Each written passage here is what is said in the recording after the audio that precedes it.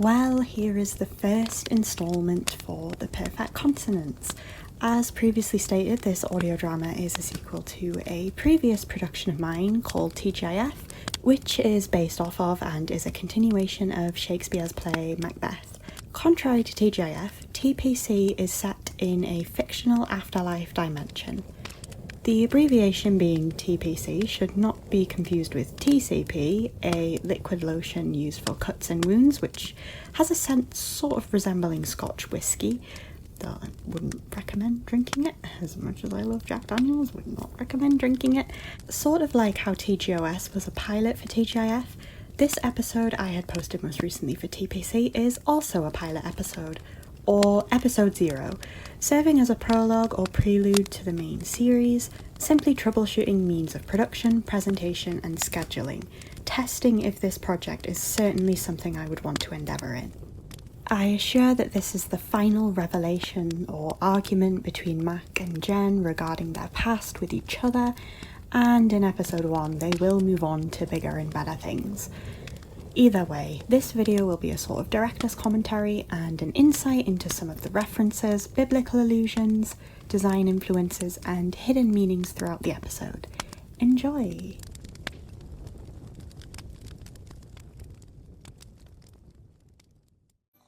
Look after her, Bellatrix, until she may awaken. This is an entirely original character of mine called Bellatrix, who lived sometime around about 9th century India, completely detached from the 11th century Scottish origins of TGIF. I had came up with her design in early 2022 and had finally found a home for her in this project, as I had imagined originally some sort of lieutenant assistant character to Afterlife Macbeth. That concept was eventually scrapped and they sort of just became a sort of guide to Macbeth and Jen in the afterlife to sort of establish the setting. Despite an overall influence of Dante's Inferno throughout TPC, it should be noted that Bellatrix's name does not have anything to do with Beatrice from Dante's Inferno. Bellatrix is called Bellatrix solely due to the fact that I like the name Bellatrix. Originally, and as seen in the concept art from mid-2023 on my Instagram, her name is listed as Bellatrix with an A, but I later changed this to be spelt with an E instead, as the name Bellatrix literally means female warrior. The A ending usually, not always, but conventionally implying the character is female. But since Bellatrix themselves is actually gender fluid, I had decided to change this to a more gender neutral E sound. Belle goes by any pronouns but has a preference for she, they. As you're watching, and if the backgrounds begin to look familiar, that is because they do take a major influence from the Nether fortresses in Minecraft. The Infernos as a whole, I am taking a lot of inspiration from the Nether, particularly the regular Nether biome and the Crimson Forest biomes, whereas for Purgatory what I'm intending is something a little more like the Warped Forest or the Basalt Delta. The walls of the fortress itself are very purple in terms of their hue. This is not only taking an influence from the Nether Fortress bricks in Minecraft, but also due to a recent video I had seen criticising the design choices in Has Been Hotel, where Hell is designed with very red colour schemes, but the characters are also very red, so they don't really stand out that much, whereas a deep purple would have worked much more effectively. And if anyone's thinking, no, this audio drama does not take any influence from Has Been Hotel whatsoever, the only similarity is that it's set in a hellish dimension. I don't watch Has Been Hotel or Hell of a Boss. Has Been Hotel has a nice Poison song though. Who is she? She is my wife.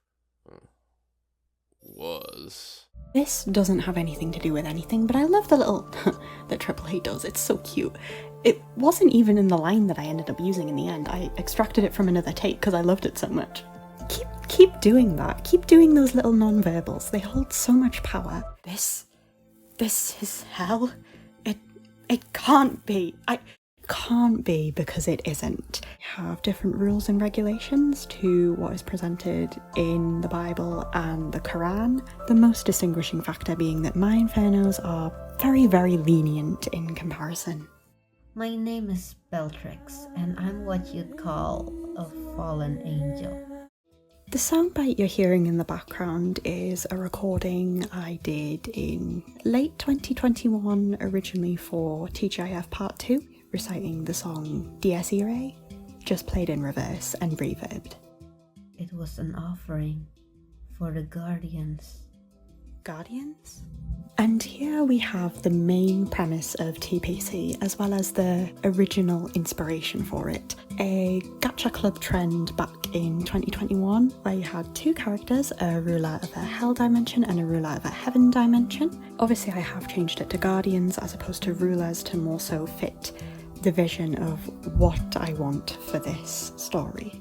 Not exactly rulers or creators, just keepers. Also, not forgetting the scales that determine your destination. This idea comes completely from Catholicism or Catholicism, in the sense that it is scales or some sort of measurement that determines your afterlife destination. Sweet mercy. Which one? Remember that Jen, both in my story and historically as well, had two husbands. Obviously Macbeth, and before that it was Jill, which historically was most likely pronounced Gil, but that's a Finding Nemo character in my book, so his name is Jill. Originally she wasn't going to point this out. Macbeth is fresh in our minds as the audience, but for her at least 5 to 7 years have passed, so she's not going to really be thinking of either of them, so she will be skeptical, especially if Bellatrix doesn't specify. The reason she's so concerned about both of them is because, one, Macbeth was a fascist, almost caused a genocide. Alternatively, Jill, the way I have written him, he wasn't very nice either. Ah, the genocider. Is that a word? I needed a term that enforced that Macbeth was more than a murderer. By definition, he didn't really cause a genocide, but he came very, very close to it in my book. Is that not the true goodness in forgiveness? Absolutely no explanation needed. Turn, Archfiend, if you wish. Two allusions here. So the quote was originally inspired by a quote said by Macduff to Macbeth in the original play, where he basically tells him, "Turn, hellhound, turn." Though I changed the imagery to something more suiting to Jen, such as Archfiend, which sort of takes influence from Othello, where Iago is described as demi-devil and Archfiend. Everyone knows that Lady Macbeth is just Iago, but better. Iago, but in cursive, in a different font. Because I had failed you. I was your Adam. We have a lot of biblical allusions in Macbeth's speech. A lot of his references do come from the Old Testament due to him having a preference for the harsher scriptures and eye for an eye teachings. Adam is a notable character in Genesis, one of the first humans, honoured by the Christian God, but this quote is more so a reference to Frankenstein, where the creature reads Paradise Lost and sympathises with Adam. And then Macbeth also goes on to sympathise with Lucifer in contrast, which is also kind of cherry-picked from there. Until the very day I was rendered as Lucifer. Impulsion of insecurity made me a fiend, and ambition expelled me from the clouds of Christendom. So in a sense we have Bellatrix, who is a literal fallen angel, and then we have Macbeth, who is a more symbolic fallen angel. The clouds of Christendom in this context are a symbol of the ethers, but also Christianity itself. He's left the religion, let's say. I am held captive within the spells of Lilith and Jezebel. In Christian theology, Lilith was the first ever human ever created, who eventually turned to the dark side and became known as the serpent in Genesis. Though her character is rejected a lot by Christians, and I don't know why, I'm not a Christian myself. But anyway, Jezebel is another biblical character who sort of convinced her husband to do a lot of bad things, such as killing, similar to the situation with Macbeth here.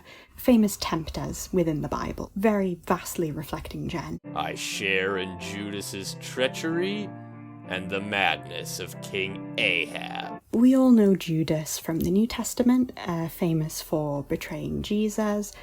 King Ahab, is that how you pronounce it? He's just Jezebel's husband.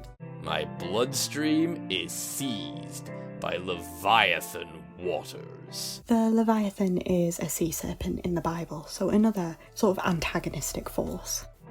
I am not what I am.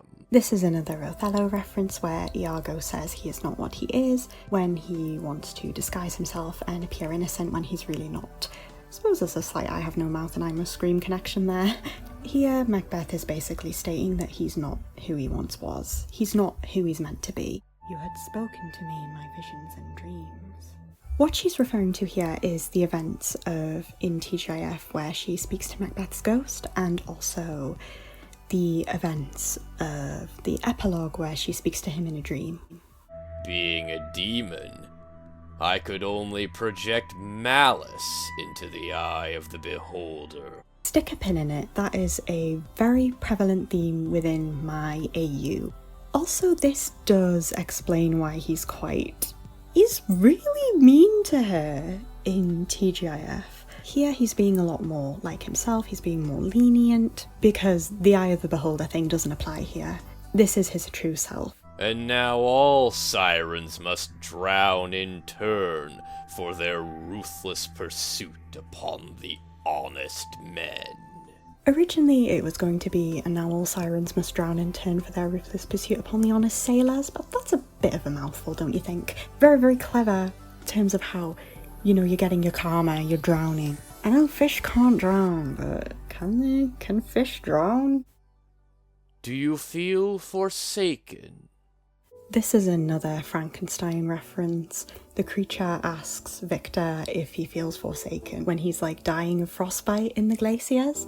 You can see where my influence for frostbite came from. I'm always fascinated by how Disney movies use colour to evoke atmospheres, really trying to replicate it here. Though you should know, life means nothing. And here Macbeth's nihilism returns. At the end of the play, the original play, he says that life means nothing, it signifies nothing, which is sort of carried out into here. We'll clarify that this is not a reflection of my own beliefs or values. I am an existentialist. Some values of hedonism as well. The frail glimmers of repentance that had followed. Repentance, not repentance. I had to. Nothing wrong with different dialects or colloquialisms, but I had to. Obviously, canonically, she criticises her husband all the time. It's very in character for her to criticise his pronunciation tendencies. Perhaps it meant something to you, but within the greater scheme of things. It means something to you. Basically, what she means here is that he's always constantly on her tail, which sort of sets this revelation here. This is just a little director's comment, but I love using this sound effect. I don't know where it's from, but whenever a character's looking at something, I always use this sound. It's so fun to use. Well said, my lady. Well said. My baby is finally showing emotion. Replace well said with well played, and you can infer the influence of a quote from an MLP episode called Keep Calm and Flutter On. Well played, Fluttershy. Well played. We've both seen the tables turn. Many times. What she's referring to here is how in the original play, Macbeth and Lady Macbeth kind of alternate between who's the dominant one throughout. And then in TGIF, the roles completely reverse. Macbeth is trying to convince her to get back onto the dark side, which we now know is so that she can get punished like he did to fulfill his jealousy. In fact, one of the first things Macbeth says in TGIF is that the tables turn. How the tables have turned. Come full circle here. Again. If angels can fall, then demons can rise. And archfiends can live long enough to apologize. Usually in Shakespeare, when characters have lines that rhyme with each other next to each other, it symbolises their closeness. Macbeth is basically referring to how Jen survived her death in the play, so she lives long enough to form some sort of repentance. Originally the line was going to be, and archfiends can live long enough to see their own sunrise, but again, that seems like a bit of a mouthful. For whatever reason, you survived where I did not. I bore a fire of jealousy within me. Again, Macbeth alludes to how Jen survived the events of the play, whereas he did not. The reason in question is due to my personal biases though. Also, the fire of jealousy quote is also inspired by one of the creature's quotes in Frankenstein. The vaccine of repentance held a great power against any indecent infiltrations I could perform. What he's referring to here is the events of TGIF, where Jen's redemption was too strong for her to want to listen to him.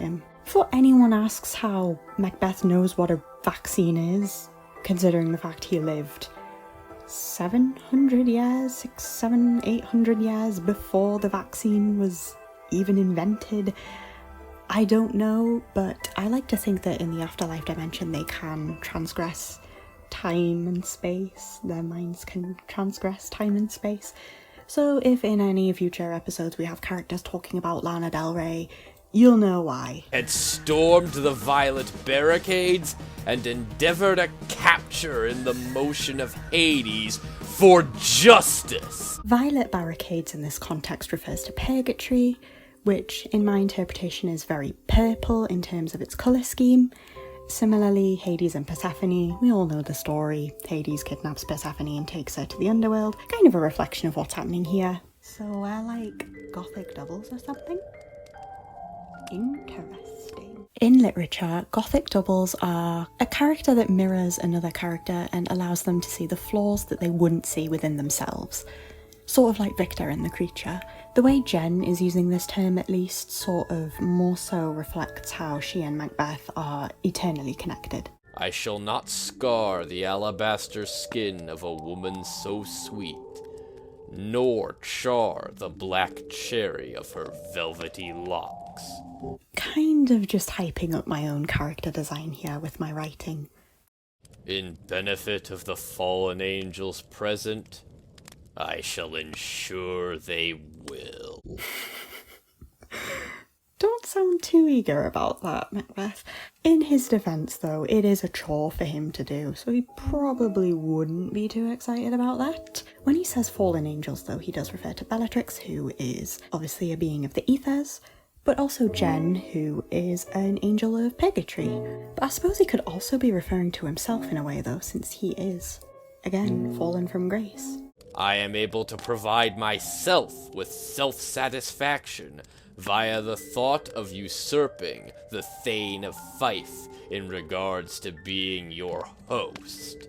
What he refers to here is the event in TGIF where Macduff essentially adopts Jen and sort of hosts her in his castle. Here, to put it in the most patriarchal way possible, Macbeth is reclaiming her by hosting her in the fortress. Allow me to compensate for forsaking you so foolishly. What he refers to here is Act 5 in the original play, where he literally leaves Jen in the dust. Here, everything seems in perfect consonance. And roll credits. Notice the use of the title drop, contrasting against Macbeth's reference to the goodness and forgiveness, representing how we are transitioning from the TGIF era and into the TPC era.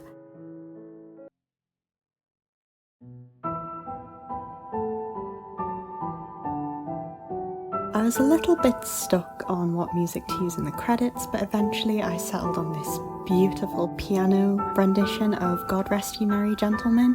It is associated with Christmas time, but in retrospect it is more so just a Christian song. It's more so taking the song to represent this element of retirement for Macbeth and Jen, taking quote-unquote eternal rest.